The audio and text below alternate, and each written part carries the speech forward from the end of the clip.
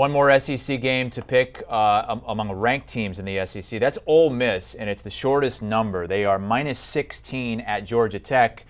Who's going to be quarterback for Lane Kiffin and Ole Miss? Is Jackson Dart going to get a chance here? Jackson Dart, Luke Altmaier, I'm not sure it matters so much. I mean, Georgia Tech makes winning look hard. They did last week versus West Carolina. I mean, even Jeff Sims, their quarterback, who I think has a lot of talent and ability, just he's not showing it. So, look, I'm laying the points here with Ole Miss. I think Lane Kiffin knows in this day and era of college football, you have to have those style points, and with where they're currently ranked, they didn't impress some people. Not that this win is going to be overly impressive, but it will be if they win by a lot. So, look, you could say they've got a quarterback conundrum, but I think both Jackson Dart and Luke Altmaier are very capable of running this system, running this offense.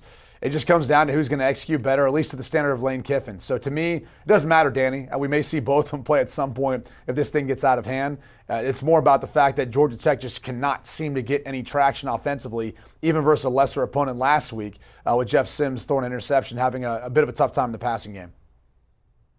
This game scares me. I'm on the other side, the home dog, and the way they played against Clemson. And, of course, Clemson's offense has struggled against everybody. But I do think this is the type of game where Jeff Collins is probably going to lose his job. I mean, it just looks bad for Georgia Tech. But before the season gets out of hand, I do think his team showed some really impressive fight. The talent is just not there.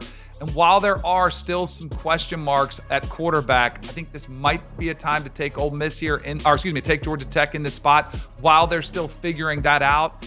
I think if I'm lucky and win this one, because I do think this will take a bit of luck, you might see a Sims touchdown later against Ole Miss's defense, which is still a work in progress. So I'm going to take Georgia Tech, the home dog. Again, don't love it. This is more of a contrarian play because Ole Miss clearly, once they figure out their quarterback issues, they could be off and running. I'm just banking on maybe them sputtering out the gate early in Atlanta. And as of Tuesday evening, Lane Kiffin has not yet named a starting quarterback in that game. Let's recap the picks from Brady, Quinn, and Danny Kanell here in the SEC with huge, huge numbers. Agreement, lock unity even on Monroe and Alabama. It's Monroe to cover the 48.5 and over 60 points.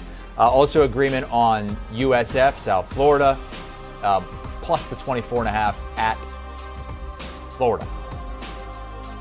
Do you want a sports network that delivers everything that matters about the game? The highlights, the picks, the instant analysis, no yelling, no fake debates, no politics. Hit the subscribe button and never miss a moment.